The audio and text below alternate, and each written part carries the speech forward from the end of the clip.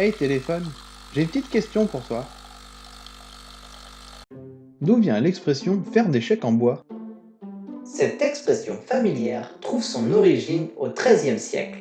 À l'époque, la locution de bois, puis en bois au XIVe siècle, était utilisée comme synonyme de fausseté. Le matériau était alors abondant, peu coûteux et permettait facilement de fabriquer des imitations d'objets. Ainsi, à l'époque, on parlait par exemple de jambes de bois. Plus tard, on parlera aussi de langue de bois pour des personnes disant des mensonges. Les chèques en bois désignent donc un faux chèque, un chèque artificiel en tant que moyen de paiement, car le montant ne pourra jamais être touché, car le compte débiteur n'est pas assez alimenté. C'est quoi les Darwin Awards? Les Darwin Awards sont des récompenses sarcastiques créées sur Internet en 1993 et décernées à des personnes étant mortes ou ayant été stérilisées à la suite d'un comportement particulièrement stupide de leur part. Ces personnes sont ainsi récompensées, le plus souvent à titre posthume, pour avoir de cette façon contribué à l'amélioration globale du patrimoine génétique humain.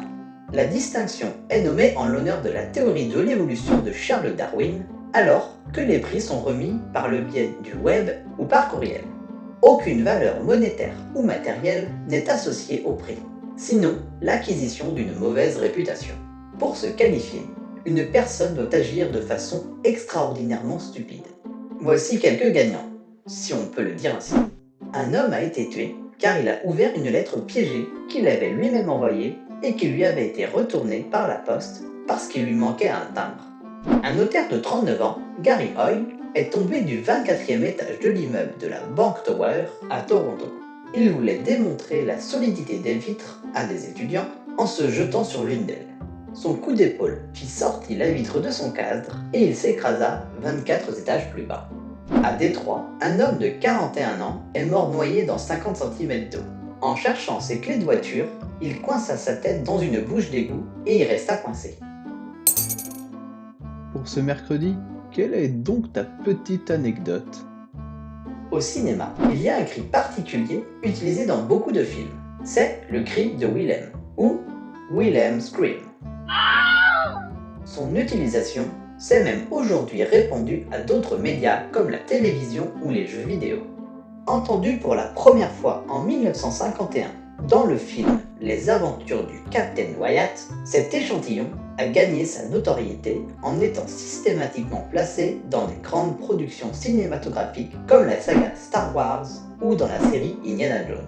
L'acteur qui l'aurait enregistré serait probablement Shed Woolley. Comment se forme l'écume de mer? Plusieurs mécanismes rentrent dans la formation de l'écume. Tout d'abord, il faut de l'eau, du sel et du mouvement. Plus l'eau est agitée, plus il y aura d'écume formée. Cependant, l'eau, le sel et le mouvement n'expliquent pas tout. En effet, si vous mettez de l'eau salée dans un récipient et que vous secouez fortement, vous n'arriverez pas à former de l'écume. Il manque un élément essentiel, de la matière organique.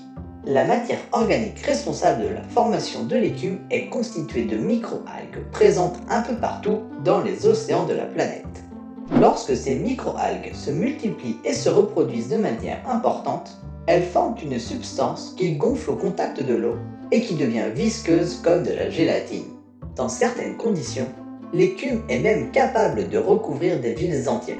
En Australie, à Mooloolaba, un mur d'écume a été formé grâce à un cyclone et à des vents puissants qui ont remué fortement l'océan.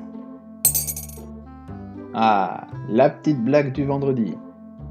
À la piscine, un nageur se fait enguirlander parce qu'il a fait pipi dans l'eau. Mais enfin, proteste-t-il, vous exagérez, je ne suis pas le seul à faire ça. Si, monsieur, du haut du plongeoir, vous êtes le seul. Ça y est, c'est le week-end. C'est quoi la chaîne YouTube que tu vas me proposer? Embarquez à bord du Nexus 6 et suivez le capitaine ainsi que son équipage aux quatre coins de la galaxie pour des chroniques spécialisées dans la science-fiction sous toutes ses formes.